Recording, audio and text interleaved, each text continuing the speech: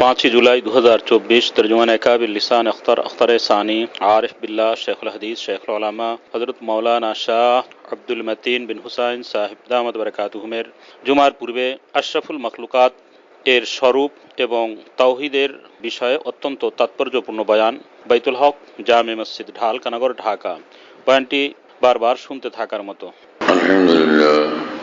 আলহামদুলিল্লাহ ওয়াকাফা ওয়াসসালামু আলা ইবাদিহিল্লাযীনা ইসতাফা আম্মা বা'দ আউযু বিল্লাহি মিনাশ শাইতানির রাজীম বিসমিল্লাহির রহমানির রহিম قد أفلح من زكاها وقد خاب من دساها صدق الله مولانا العظيم। আল্লাহ পাক জাল্লা জালালুহু ওয়া মানওয়ালুহু আমাদের সকলকে মাফ করেন, সমস্ত মুসলমানকে মাফ করে দেন, আমাদের কামিল ইসলাহ করে দেন, আমাদের সকলকে পরিবার পরিজনকে সকল আপনজন প্রিয়জনদেরকে আল্লাহ তাআলা আউলিয়া সিদ্দিকিনে কামিলিনের মধ্যে শামিল করেন, দুজাহানের কামিয়াবি আল্লাহ তাআলা নসিব করে দেন, সব নেক উদ্দেশ্য আল্লাহ তাআলা পুরা করে দেন, সব মুশকিল আল্লাহ তাআলা আসান করে দেন। কোরআনে কারীম এমন এক কিতাব যে কিতাবের হেদায়েতের আলোকে আল্লাহ পাক মানুষদেরকে পবিত্র জিন্দেগিওয়ালা বানাইতে চান, যে যার জিন্দেগি পবিত্র হবে, যার অন্তর পবিত্র হবে, যার জিন্দেগি পবিত্র হবে, সেই মানুষ হলো জান্নাতি মানুষ। অন্তর পবিত্র, জিন্দেগি পবিত্র, সেই মানুষই ওলি আল্লাহ। আর যে ওলি আল্লাহ হয়ে যায় তার জন্য জান্নাতুল ফিরদাউস। যে কলুষ কালিমা নিয়ে জিন্দেগি কাটাবে, অহংকার, দম্ভ, গর্ব, গরিমা, মিথ্যা, ধোঁকা, গীবত, কুদৃষ্টি এবং হাজারো অনাচার, অবিচার ইত্যাদির মধ্যে ডুবে থাকবে, আর সে গিয়া জান্নাতুল ফিরদাউসে প্রবেশ করবে তা না, বরং আল্লাহ পাক জাল্লা জালালুহু ওয়া মানওয়ালুহু চান যে ঈমান এবং নেক আমলের দ্বারা, নেক চরিত্রের দ্বারা, নেক জিন্দেগির দ্বারা বান্দা নিজেকে পবিত্র করুক, তো তাহলে আল্লাহ পাক তাকে জান্নাতুল ফিরদাউস দান করবেন। এজন্য ভুলের মধ্যে আমাদের না থাকা চাই, ভুলগুলো শুধরানো চাই, যে নিজের ইচ্ছা মতো জিন্দেগি এবং খামখেয়ালি পনার জিন্দেগি যাপন করা আর আরামসে জান্নাতে প্রবেশ করা, এমনটা না। আল্লাহ পাক জাল্লা জালালুহু ওয়া মানওয়ালুহু নিয়ম বাতলায় দিয়েছেন জান্নাতুল ফিরদাউসের পথের, যে তোমরা ঈমান, ভিতরে তোমার ঈমান আছে এবং নেক আমল, নেক আখলাক, নেক চরিত্র দ্বারা জীবনটাকে সাজাও, অন্তরকে সাজাও, জীবনকে সাজাও, তাহলে তুমি জান্নাতুল ফিরদাউস পাবে। যেখানে কোরআনে কারীমে ঈমানের কথা আছে, তো সাধারণত এর অর্থই হলো, ঈমানের অর্থই হলো যে যার মধ্যে অন্তরে বিশ্বাসও আছে এক আল্লাহর প্রতি, আল্লাহর নবী রাসূলদের প্রতি, ফেরেশতাদের প্রতি, আসমানি কিতাব সমূহের প্রতি এবং সর্বশেষ নবী মুহাম্মদুর রাসূলুল্লাহ সাল্লাল্লাহু আলাইহি ওয়াসাল্লামের প্রতি, এবং সে সঙ্গে পরকালকে সে বিশ্বাস করে, আখিরাতকে বিশ্বাস করে, এবং আখিরাতে গিয়ে মানুষের পুনর্জীবন নসিব হবে, হিসাব কিতাব হবে, এগুলোকে বিশ্বাস করে, এবং মুহাম্মদুর রাসূলুল্লাহ সাল্লাল্লাহু আলাইহি ওয়াসাল্লামকে সর্বশেষ নবী হিসাবে বিশ্বাস করে। এই বিশ্বাসগুলো যার মধ্যে থাকবে তো তার ভিতরে ঈমান আছে। সেই সঙ্গে তার দরকার হলো অন্তর পবিত্র থাকে সব খারাপ জিনিস থেকে, অহংকার থেকে, দম্ভ, গর্ব, গরিমা থেকে, এবং অন্তর পবিত্র থাকে আমিত্ব বোধ থেকে, প্রভুত্ব বোধ থেকে, বড়ত্ব বোধ থেকে।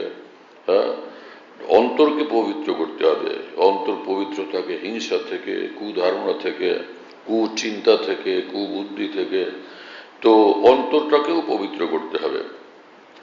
তো একদিকে ঈমান, যাকে তাওহীদ বলে, ঈমান এক আল্লাহর প্রতি বিশ্বাস, এবং সে তাওহীদ যার মধ্যে আসে বাকি বিশ্বাসগুলো তার মধ্যে আসে। তো পয়লা তো ঈমান থাকতে হবে, তারপরে হলো যে নেক চরিত্র, যেগুলো অন্তরের গুণাবলী, সেগুলো অর্জন করতে হবে। আর সেই সাথে বাইরের জীবনটাকেও যে সুন্দর গুণাবলী এবং সুন্দর আমল দ্বারা সাজানো লাগবে। যে মানুষ এই কাজ করবে সে কামিয়াব, সে জান্নাতুল ফিরদাউস ওয়ালা। কোরআন শরীফে মহান রব্বুল আলামিন বলছেন সাফ সাফ কথা, ইন্নাল্লাযীনা আমানু ওয়া আমিলুস সালিহাত কানাত লাহুম জান্নাতুল ফিরদাউসি নুজুলা।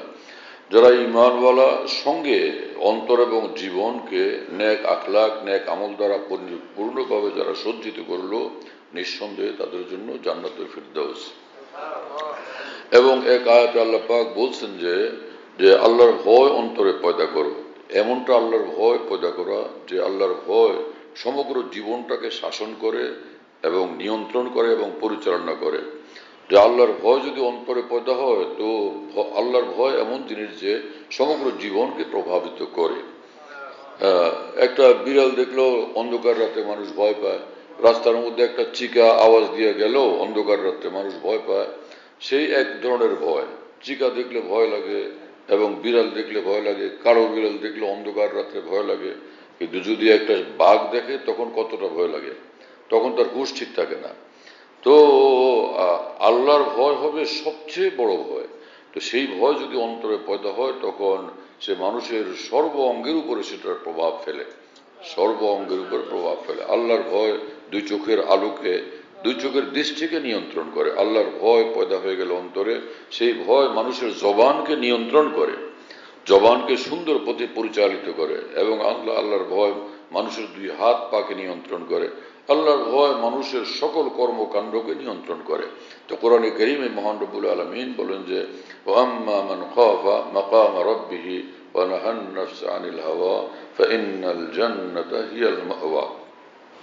আল্লাহ পাক বলেন যে যারা আল্লাহকে ভয় করে যে কাল কিয়ামতে আল্লাহ পাকের সামনে দাঁড়ানো লাগবে, এবং সেই ভয় তার সমগ্র জীবনটাকে প্রভাবিত করে।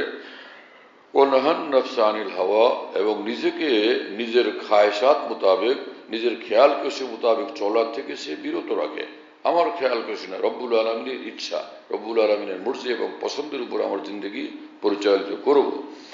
তো নিজের খেয়াল খুশি মতো খামখেয়ালিপনা মোতাবেক নিজেকে পরিচালনা থেকে বিরত রাখে, তো ফাইন্নাল জান্নাতা হিয়াল মাওয়া, নিঃসন্দেহে তার ঠিকানা তো জান্নাত। এবং রব্বুল আলামিন বলছেন যে ইন্নাল্লাযীনা আমানু ওয়া আমিলুস সালিহাতি উলাইকা হুম খায়রুল বারিয়া। যারা নিজের জীবন, যারা ভিতরে ঈমান আছে অন্তরে, আর সমগ্র জীবন জুড়ে আছে নেক আমল, নেক চরিত্র, নেক আখলাক, নেক জিন্দেগি এবং বন্দেগি, তো এইরকম মানুষ সে সমগ্র পৃথিবীর সমস্ত মাখলুকের মধ্যে, সকল সৃষ্টির মধ্যে সে শ্রেষ্ঠ। মানুষ বলে যে মানুষ শ্রেষ্ঠ, সমগ্র সৃষ্টির মধ্যে মানুষ শ্রেষ্ঠ। এই এজমালি কথাটুকু সঠিক না। মানুষ শ্রেষ্ঠ বললেই শেষ হবে না, আরো কিছু এর মধ্যে যোগ করতে হবে। হ্যাঁ, যেমন সে নমরুদ আছে, সেও কি পৃথিবীতে শ্রেষ্ঠ মানুষ? ফেরাউনও কি শ্রেষ্ঠ মানুষ? আবুল হাব আবু জাহালও কি শ্রেষ্ঠ মানুষ? যাদের সম্পর্কে আল্লাহ পাক বলছেন পবিত্র কোরআনে খতামাল্লাহু আলা কুলুবিহিম ওয়া আলা সামইহিম ওয়া আলা আবসারিহিম গিশাওয়া। আল্লাহ পাক বলছেন যে আল্লাহ তাআলা তাদেরকে মোহর লাগাই দিয়েছেন, এবং ওরা কোনোদিন ঈমান আনতে পারবে না। তাদের অন্তরের উপরে মোহর, তাদের চোখের উপরও মোহর লাগাই দিয়েছেন, তারপর তাদের শ্রবণ শক্তির উপর আল্লাহ পাক মোহর লাগাই দিয়েছেন। চোখের ভিতরে পর্দা লাগানো আছে, সত্য দেখে না, কান দ্বারা সত্য কথা শুনে না, অন্তর দ্বারা সত্যকে আর ঈমানকে গ্রহণ করতে পারে না। তো এরা তো সর্বদিক থেকে ধ্বংস বরবাদ হয়ে গেল, তারা আবার শ্রেষ্ঠ মানুষ হইল কোত্থেকে? এই জন্য মানুষ শ্রেষ্ঠ তখন, খাওয়াজা মঈনুদ্দিন চিশতি রহমতুল্লাহ আলাইহি বলেন, মানুষ শ্রেষ্ঠ তখন যখন মানুষের অন্তর হয় আল্লাহর প্রতি মহব্বতওয়ালা, আল্লাহর প্রতি আসক্ত, আল্লাহর জন্য বেচাইন এবং বেকারার, তখন সে শ্রেষ্ঠ মানুষ। আর না হলে সে মানুষের কাতারই থাকে না। মানুষ নামের পশু সেটা, যে আল্লাহকে ভুলে যায় এবং যে খোদাদ্রোহিতায় লিপ্ত হয়, আল্লাহর নাফরমানির মধ্যে জিন্দেগি কাটায়। আল্লাহ আমাদের সকলকে হেফাজত করেন। হ্যাঁ, তো কোরআনে কারীমে রব্বুল আলামিন বলছেন এক আয়াতে, বাহ্যিকভাবে হয়তো সেটা থেকে মানুষ এমনটা বলে, সেটা হলো লাকাদ কাররামনা বানি আদম। আল্লাহ পাক বলছেন আদম সন্তানদেরকে আমি সম্মানিত করলাম। কিন্তু এখানে লক্ষণীয় বিষয় হলো যে কেউ যদি বলে যে চোরের সন্তানকে আমি সম্মানিত করলাম, এতে কি মনে হবে যে তার জন্য সম্মানই দেওয়া হচ্ছে, নাকি তার বিপদ অপেক্ষা করতেছে? বুঝতে হবে না। লাকাদ, আমি খুব সম্মানিত করলাম যে আবনা সারে, লাকাদ কাররামনা আবনা সারে, যে চোর ডাকাত যারা কুত্তা তরিক, এদেরকে আমি সম্মানিত করলাম, এদের আওলাদদেরকে এবং বংশধরকে সম্মানিত করলাম। এইরকম কথা কি কেউ গ্রহণ করবে? মানবে? যুক্তিযুক্ত মনে হবে? তো এই আয়াতে পাকের লক্ষণীয় বিষয় হচ্ছে যে আল্লাহ পাক বলছেন আদমের সন্তানদেরকে আমি সম্মানিত করলাম। তার মানে আদম আমার নবী, আদম আমার প্রিয়, আদম ঈমানওয়ালা, আদম নেক আমলওয়ালা, আদম নেক আখলাকওয়ালা। সে আদমের সন্তান রূপে পরিচয় দেওয়ার যোগ্যতা সম্পন্ন যারা, তাদেরকে আমি সম্মানিত করলাম। লাকাদ কাররামনা বনি আদম। তাহলে শুধু ওই যে আদমের সন্তান হওয়া যথেষ্ট না, বরং আদমের সন্তান হয়ে সে যদি আদমের পথে চলে, হযরত আদম আলাইহিস সালামের পথে চলে, সে আদর্শের উপর প্রতিষ্ঠিত থাকে, তখন সে সত্যিকার সম্মানিত। আর না হলে তো আল্লাহ পাক পবিত্র কোরআনে আরেক জায়গায় পরিষ্কার বলে দিচ্ছেন যে লাহুম কুলুবুন লা ইয়াফকাহুনা বিহা, যে যারা আমি আল্লাহর সঙ্গে দুশমনি করে এবং আমাকে মানে না, আমাকে প্রত্যাখ্যান করে, অস্বীকার করে, তো ওদের অবস্থা হলো ওদের এমন অন্তর, যে অন্তর আমার কথাগুলো বুঝে না, আমার মহব্বত, আমার ভালোবাসা বুঝে না। বিহা, এবং তাদের চক্ষু আছে, যে চক্ষু দিয়া আমার রাস্তা তারা দেখে না। আযানুল্লাহ ইয়াসমাউনা বিহা, এবং ওদের কান আছে, সেই কান দ্বারা আমার কথাগুলো শোনে না। উলাইকা কাল আনআম বাল হুম আযাল, তারা তো পশুর মতো, বরং পশুর চেয়েও আরো অধম। এই কথা বলছেন মহান রব্বুল আলামিন যে পবিত্র কোরআনের মধ্যে। একদিকে আদম সন্তানদেরকে আমি সম্মানিত করলাম, আরেকদিকে বলতেছেন যে একটা শ্রেণী এরকম আছে যে পশুর চেয়েও নিচু। তো যারা পশুর চেয়েও নিচু, তো তারা কি সে সম্মানিত হলো? না হলে তো দুই কথার মধ্যে প্যাঁচ লেগে যাবে। বোঝা গেল যে আদমের সন্তানদেরকে সম্মানিত করলাম, মানে যারা আদমের সিরত সুরত, আদমের আখলাক এবং আদর্শ, আদমের বিশ্বাস এবং জীবন ধারা নিয়ে যারা নিজের জীবনে চলে, তাদেরকে আমি সম্মানিত করলাম। এই কথাই বুঝতে হবে। এবং সেই কথাই আরেক আয়াতে আল্লাহ পাক এইভাবে বলছেন লিল্লাহিল ইজ্জাতু ওয়া লিরাসূলিহি ওয়া লিল মুমিনিন, সম্মান তো আল্লাহর, সম্মান রাসূলুল্লাহর, এবং সম্মান হলো ঈমানওয়ালাদের, আল্লাহকে যারা মানে, আল্লাহর দ্বীনের উপর অটল অবিচল থাকে। আল্লাহ তাআলা আমাদেরকে কবুল করেন, তৌফিক দান করেন। কোরআনে কারীমে মহান রব্বুল আলামিন বলেন যে কদ আফলাহা মান যাক্কাহা, নিজের অন্তরকে, নিজের আত্মাকে, নিজের জীবনকে যে পবিত্র করলো, সে কামিয়াব হয়ে গেছে।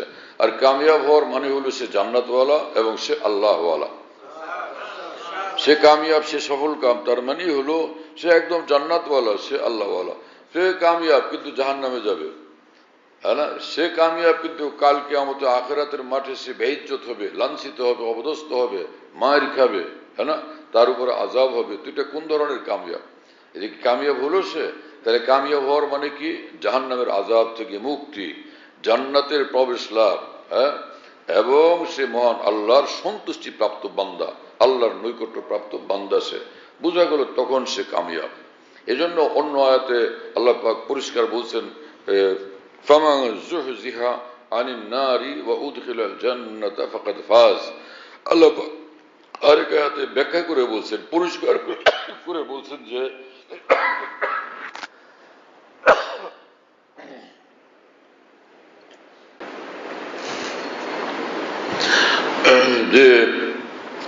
জাহান্নাম থেকে যে মুক্তি পেল, জাহান্নাম থেকে নিষ্কৃতি লাভ করলো এবং জান্নাতে প্রবেশ লাভ করলো, ফাকাদ ফাজা, তো নিঃসন্দেহে সে কামিয়াব হয়ে গেল,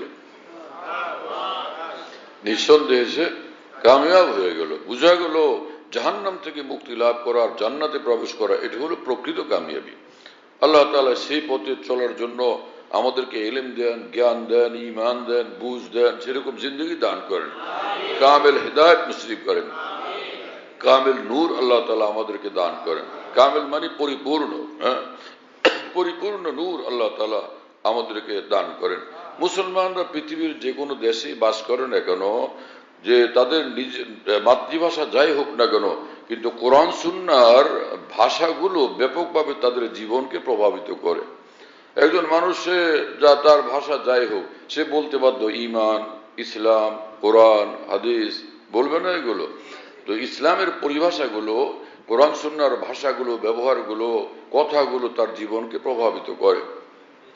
এটাও এক মুসলমানের জন্য বড় সৌভাগ্যের বিষয়, হ্যাঁ, যে কাফের মুশরিকদের কথা দ্বারা সে প্রভাবিত না, আল্লাহ রসুলের কথা দ্বারা, আল্লাহ রসুলের আচরণ দ্বারা, উচ্চারণ দ্বারা একজন মুসলমানের অন্তর প্রভাবিত, মনন প্রভাবিত, তার জীবন প্রভাবিত।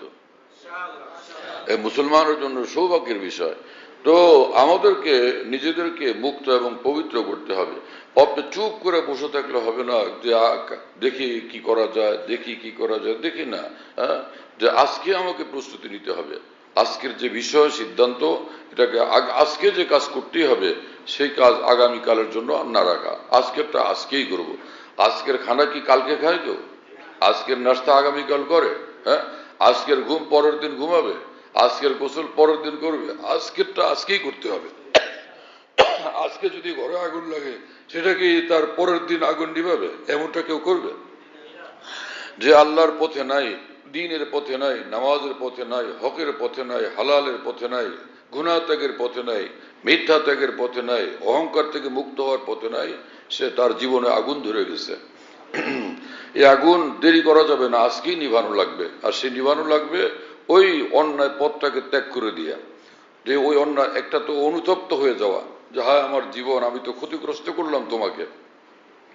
দ্বিতীয় হলো সেই অন্যায় জীবনটা থেকে নিজেকে মুক্ত করে ফেলা, সেখান থেকে সরে আসা। সেই পথে সে গলিজ পথে, সে কদর্য পথে, সে খারাপ পথে, সে ঘৃণিত পথে, সে বিপদের পথে, সে আযাবের পথে, সে অভিশাপের পথে, লানতের পথে আর না যাওয়া। এখন তো বিরত হয়ে যাওয়া, এখন তো বিরত হয়ে যাওয়া, এখন তো থেমে যাওয়া, এবং এখন থেকে সে নিজের সংশোধনের কাজে ব্রতী হওয়া। এখন থেকে নিজেকে সুন্দর মানুষ বানানোর চেষ্টা করা। সুন্দর মানুষ মানে সুন্দর বান্দা বানানোর চেষ্টা করা। বান্দা তাকে বলে যার জিন্দগি বন্দেগি ওয়ালা। বান্দা বটে কিন্তু জিন্দগিতে বন্দেগি নাই, সেটা কি বান্দা হলো? হ্যাঁ, যে খুব শিক্ষিত মানুষ, লেখাপড়া এক অক্ষরও করে না, কি শিক্ষিত মানুষ? শিক্ষিত সে যার মধ্যে শিক্ষা আছে। হ্যাঁ, বান্দা সে যার মধ্যে বন্দেগি আছে। আর মধ্যে সে তার মধ্যে বন্দেগি নাই, সে বান্দাই না, বান্দা হওয়ার উপযুক্তই না। কোরআনে কারিমে মহান রব্বুল আলামিন বলেন যে আমার হয়ে যায়, আমি তার জন্য একদম যথেষ্ট হয়ে যাই। তার দুনিয়ার জন্য যথেষ্ট হয়ে যায়, তার আখিরাতের জন্য যথেষ্ট হয়ে যায়। আসলে মূল সমস্যা এখানে যে আমরা এখনো আল্লাহর হই নেই, নিজেকে আল্লাহর হাতে পূর্ণ ন্যস্ত করতে পারি নাই, আল্লাহকে পূর্ণভাবে রাজি এবং খুশি করতে পারি নাই। তো এখানে হলো মূল সমস্যা। সব সমস্যার গোড়া একটা, সব সমস্যার মূল হলো একটাই, যে আল্লাহর সঙ্গে সম্পর্ক সুন্দর না করা এবং আল্লাহর সঙ্গে সম্পর্ক কামেল না করা। এই এক সমস্যার কারণে হাজার সমস্যা তৈরি হয়। এক বুজুর্গ বলছেন, ভারতের এক বুজুর্গ আরেফুল হিন্দ খাজা আজুল হাসান মরজুক রহমতুল্লাহ আলী বলেন যে निगाह अकरबा बदली, मिजाज दोस्ता बदला, नजर एक उनकी क्या बदली कि कुल सारा जहां बदला।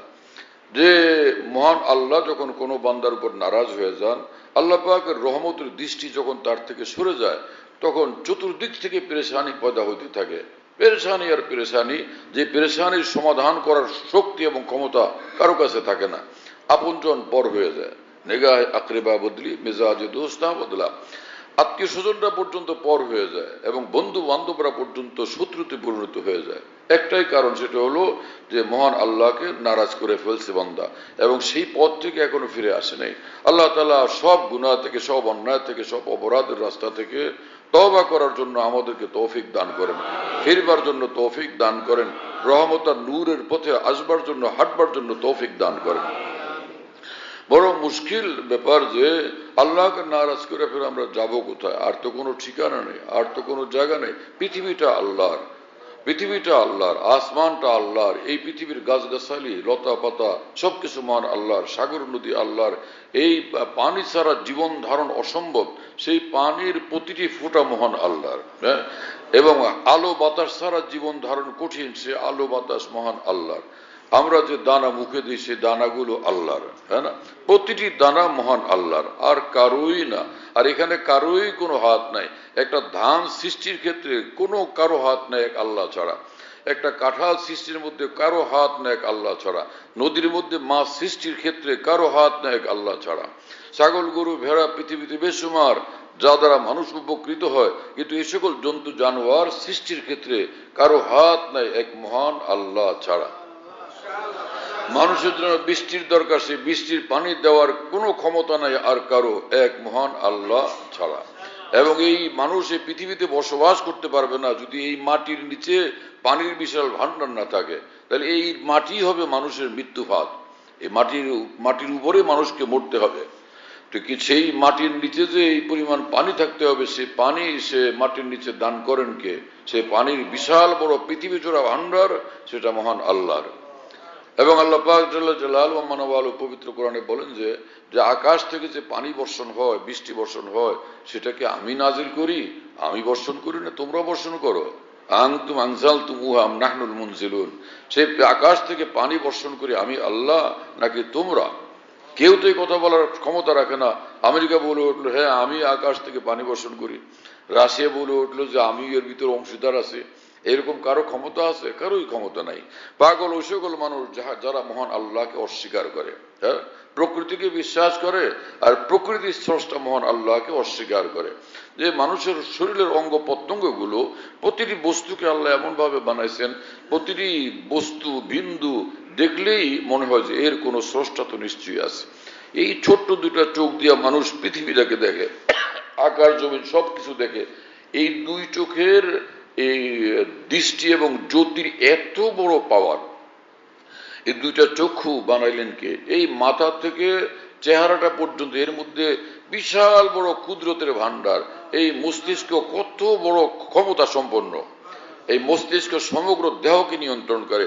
এই মাথার ভিতরে এমন সব রোগ আছে যে এক একটার এক এক দায়িত্ব, এক একটার এক এক দায়িত্ব, এক একটার এক এক দায়িত্ব। হ্যাঁ, যে কোনোটা চোখের সঙ্গে সংযুক্ত, কোনোটা নাকের সঙ্গে সংযুক্ত, কোনোটা কথা বলার শক্তির সঙ্গে সংযুক্ত, কোনোটা হাতের সঙ্গে সংযুক্ত, কোনোটা পায়ের সঙ্গে সংযুক্ত। এবং সে ব্রেন থেকে অর্ডার আসে, তুমি দেখো তো চোখ দেখে। ব্রেন থেকে অর্ডার আসে বলো তো সে বলে। ব্রেন থেকে অর্ডার আসে ধরো তো সে ধরে। ব্রেন থেকেই অর্ডার আসে তুমি হাঁটো তো সে হাঁটে। তো এই ব্রেনটা এত দামি এবং এত মূল্যবান, এটা এক মহান আল্লাহর সৃষ্টি, আর তো কেউ সৃষ্টি করে নাই।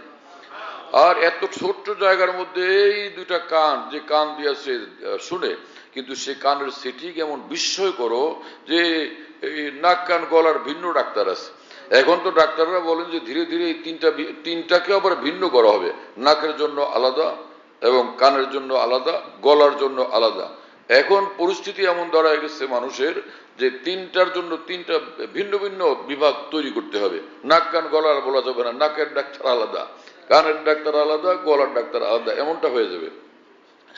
এবং বিজ্ঞানীরা বলেন যে আল্লাহ পাক জাল্লা জালালুহু ওয়া মানওয়ালু মানুষকে যেভাবে তৈরি করছেন, মানুষের মাথাটাকে মস্তিষ্কটাকে যেভাবে তৈরি করছেন, সেই পৃথিবীর মানুষরা, বিজ্ঞানীরা, জ্ঞানী বিজ্ঞানীরা এবং চিকিৎসা বিজ্ঞানীরা এই মাথার 100 ভাগের মাত্র 4 ভাগ নাকি উদ্ধার করতে পারছে, আর বাকিটার কোনো খোঁজ খবর নাই। তো তার সে এইটুকু নিয়েই এত বিশাল ব্যস্ততা, তাহলে বাকিটার অবস্থা কি আল্লাহ পাক ভালো জানেন। সেই মাথার সঙ্গে শ্রবণ শক্তির দুইটা কান, সে মাথার সঙ্গে চোখে দেখার জন্য দুইটা চক্ষু, আবার চোখের উপর ভ্রু কতগুলো, যদি না ভ্রুগুলো থাকতো তাহলে কেমনটা বিশ্রী দেখা যেত, তাই না? আবার চোখের সঙ্গে পাতা আছে, সে পাতা না থাকলে চোখ দেখলেই ডর লাগতো, ভয় লাগতো, উঠা একজনের দিতে দৌড় আরেক দিকে, যে ভাই এটা কি আসতেছে কি জানে। এই চোখের পাতা না থাকলে কিরকম মুসিবত মনে হইতো না? আর তার সঙ্গে নাক, যদি নাক দুইটা না থাকতো তাহলে কি অবস্থা হইতো?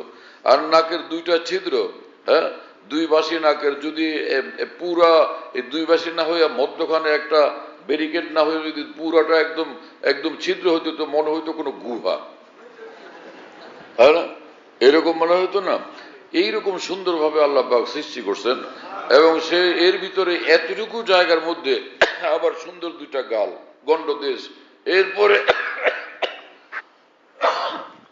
তারপরে আছে জনাব সে তার জন্য একটা সুন্দর জিহ্বা, যে জিহ্বা দিলেই সে অনুভব করতে পারে এটা কি তিতা না মিঠা না কি রকম, ওর স্বাদটাকে অনুভব করা যায়। জিহ্বার মধ্যে এমন এক শক্তি দিয়ে রাখছেন রব্বুল আলামিন। জিহ্বা না থাকলে কি উপায় হইতো?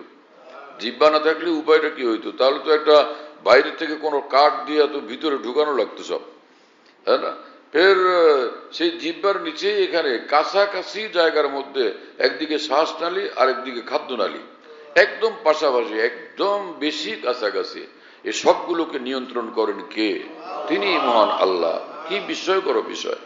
আর এই জিহ্বার পাশে আবার দেখা গেল দুই সারিতে দুই দিকে এতগুলো দাঁত উঠছে, আবার দাঁতগুলোর ধরন ভিন্ন ভিন্ন, সামনের দাঁতগুলো একরকম, তার পাশের দাঁতগুলো একরকম, একদম পিছনের সারির দাঁতগুলো একদম বড় বড়, অনেক বেশি শক্ত এবং মজবুত, এবং সকলেরই দাঁতগুলো একই টাইপ একই সিস্টেমে তৈরি করা। এগুলো করেন কে? তিনি মহান আল্লাহ। একটু জায়গার মধ্যে এত কিছু, ফের এখানে গলা আছে, শ্বাসনালী এবং খাদ্যনালী আছে। সুবহানাল্লাহ তাআলা বিহামদি ফাতাবারাকাল্লাহু আহসানুল খালিকিন। কিভাবে কামেল ভাবে, পূর্ণাঙ্গ ভাবে, সুন্দর ভাবে আল্লাহ তাআলা সৃষ্টি করছেন আমাদেরকে। সব সৃষ্টি যার হাতে, তিনি সে মহান আল্লাহ। আল্লাহ ছাড়া আর তো কেউ নাই। আল্লাহ পাক জাল্লা জালালুহু ওয়া মানাওয়ালু পবিত্র কোরআনে বলেন যে ওরা পৃথিবীতে বিভিন্ন জনকে মাবুদ বানায়, উপাস্য বানায়, এবং সেগুলোর ইবাদত বন্দি করে, সেগুলোর পূজা করে, উপাসনা করে। আল্লাহ পাক বলেন যে ওরা যে ওদেরকে পূজা করে, ওদের উপাসনা করে, আচ্ছা ওরা কি কোনো কথা বলতে পারে? ওদের মাবুদরা কেউ কোনোদিন কথা বললো ওদের সঙ্গে যে ঠিক আছে, থ্যাংক ইউ, তুমি আমার উপাসনা করো, আমি বেশ সন্তুষ্ট তোমার উপরে? 90 ভাগ অথবা 100 ভাগ এরকম কখনো বলছিলেন কোনো মাবুদ পৃথিবীতে? কোনো মাবুদ তো কোনো কথা বলে না। আল্লাহ পাক পবিত্র কোরআনে বলেন যে ওদের মাবুদরা তো চোখে দেখে না, ওদের মাবুদরা তো কানে শুনে না, ওদের মাবুদরা তো হাঁটতেও পারে না, চলতেও পারে না। ওদের মাবুদরা ওদের উপকার কিভাবে করবে? ওদের মাবুদের উপরে, উপাস্যের উপরে যখন একটা মাছি পড়ে, মাছিটাকে খেদানোর ক্ষমতা পর্যন্ত সে রাখে না। তাহলে ওরা মানুষের উপকার, হে উপাসনাকারীরা তোমাদের উপকার কিভাবে করবে? এই তো বলতেছেন পবিত্র কোরআনে মহান রব্বুল আলামিন, হ্যাঁ না? হযরত ইব্রাহিম আলাইহিস সালামের নিকট যখন হযরত ইব্রাহিম আলাইহিস সালাম তার পিতাকে বললেন যে হে বাবা, আপনি পূজা করেন এই সকল মূর্তিদেরকে, এই মূর্তিরা তো কোনো কথা বলতে পারে না, ওরা তো হাঁটতেও পারে না, চলতেও পারে না, শুনতেও পায় না, দেখতেও পায় না। হ্যাঁ, দেখতে চোখ আছে কিন্তু চোখ দিয়ে কিচ্ছু দেখে না। পুরা আপনারা এমন মাবুদ বানাইছেন বাবা, তো এরা তো সব অন্ধের দল, এগুলো সব বধির, বয়রা এবং বোবা মাবুদ, এবং আন্ধা মাবুদ এবং বয়রা মাবুদ, বধির। তো এদেরকে কোন যুক্তিতে আপনারা মাবুদ বলেন? ইব্রাহিম আলাইহিস সালামের বাবাকে যখন তিনি বললেন, তো তার বাবা আজর তখন বললেন যে তুমি আমাদের মাবুদদের এরকম ভৎসনা করো, তিরস্কার করো, বিদ্রুপ করো, তাদের সমালোচনা করো, তুমি ফিরো না হলে তা তোমাকে শেষ করে ফেলবো। কি কথা বুঝুন না? হযরত ইব্রাহিম আলাইহিস সালাম বললেন যে আপনারা যে মাবুদদের উপাসনা করেন, আমি সে ব্যাপারে অসন্তুষ্ট, আমি এগুলোকে প্রত্যাখ্যান করি। আমি তো আসমান জমিনের যিনি মহান স্রষ্টা, চন্দ্র সূর্যের যিনি মহান স্রষ্টা এবং যা পরিচালনাকারী, সে এক আল্লাহকেই বিশ্বাস করি এবং আপনাদেরকে সেই পথেই ডাকি। এবং হে পিতা, আপনার জন্য আল্লাহর কাছে আমি ক্ষমা চাইব। তো ওয়াদা করছেন কারণে আল্লাহর নিকট ক্ষমা চাইছেন। আল্লাহ পাক তখন বলছেন যে হে ইব্রাহিম, কার জন্য ক্ষমা চাও? ক্ষমা আমি যাকে দিব তো সে তো জান্নাতে প্রবেশ করবে, জাহান্নাম থেকে মুক্তি লাভ করবে। তুমি তো জানো যে তোমার বাবা শিরক করে, প্রতিমা পূজা করে, মূর্তিদের পূজা করে, তার জন্য ক্ষমা চাচ্ছ কেন? ইব্রাহিম আলাইহিস সালাম পরে লজ্জিত হয়েছেন, শর্মিন্দা হয়েছেন যে আল্লাহ, আমি যে ক্ষমা চাইলাম সেই জন্য আবার ক্ষমা চাই।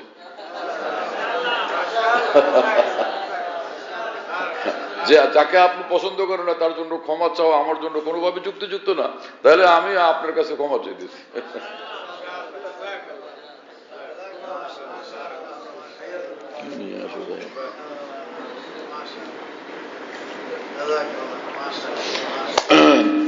আমি অন্তর থেকে দৃঢ়ভাবে এটা বিশ্বাস করি যে আমি যেখানেই দেখছি, সারা দেশ দুনিয়াতে যেখানে আল্লাহ আমাকে সফর করার, যাওয়ার এবং দিনের কথা বলার তৌফিক দিয়েছেন, আমি দেখলাম যে মুসলমানদের সামনে কোরআন সুন্নাহর ভিত্তির উপরে, কোরআন সুন্নাহর আলোকে কথা বললে সব মুসলমান খুশি হয়, সব মুসলমান খুশিতে ভাগ ভাগ হয়ে যায়। আমাদের দিন কত বড়, আমাদের দিন কত পবিত্র, আমাদের দিন কত উন্নত।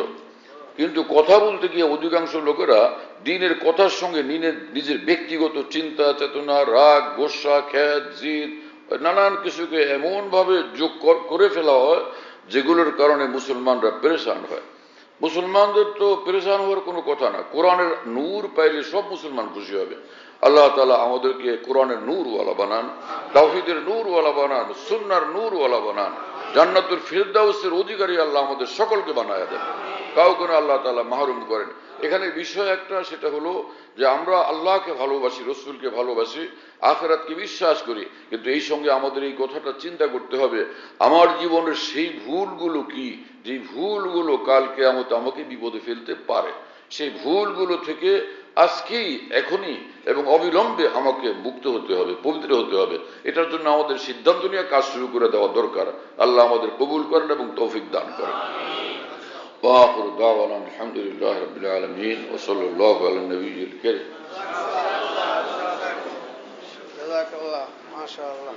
আমাদের ঢালকানগর খানকাহে যেখানে আমি আছি, খানকা ইয়াদগারে হাকিমুল উম্মত।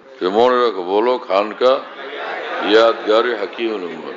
হাকিমুল উম্মতের স্মৃতি এখানে, হাকিমুল উম্মতের কথাবার্তায় আলোচনা হয় আলহামদুলিল্লাহ। একটা নাম, কিন্তু তামাম আকাবের কথাই আলোচনা হইতে থাকে আলহামদুলিল্লাহ।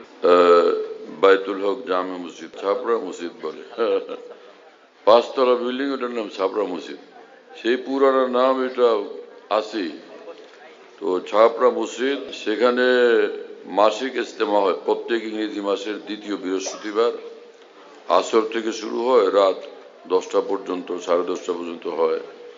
তো ওখানে শরীক হওয়ার জন্য চেষ্টা করবেন ইনশাআল্লাহ। খানকা বিডি এই অ্যাপস, এটা খুলতে পারলে ওর মধ্যে বয়ান, কবিতা, বুকস ইত্যাদি সব একসঙ্গে পাওয়া যায়।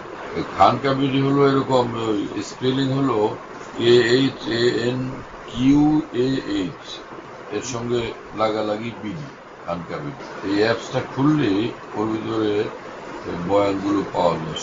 এটা ডাইরেক্ট শোনা যায় কি, এবং ডাইরেক্ট শোনা যায়। হযরতুল্লাহ দামাত বারাকাতুহুমের বয়ান, যেখানে বয়ান করেন, সব বয়ান নেটের মাধ্যমে, টেলিগ্রামের মাধ্যমে পাওয়া যাচ্ছে। হযরতুল্লাহ দামাত বারাকাতুহুম যখন বয়ান করেন, বয়ানটা আমরা দেশ বিদেশ থেকে, দুনিয়ার যে কোনো জায়গা থেকে আমরা পেতে পারি। এই জন্য মুফতি শহীদুল ইসলাম শাহ হুজুরের নম্বরে যোগাযোগ করবেন, 01715 80 18 69, 80 18 69, 01715 80 18 69। যাতে মনে থাকবে ইনশাল্লাহ সবার। 01715 80 18 69। বলো ভাই, 01715 80 18 69। অনেক সোজা তো ভাই, মাশাআল্লাহ, অনেক সোজা করে দিছে।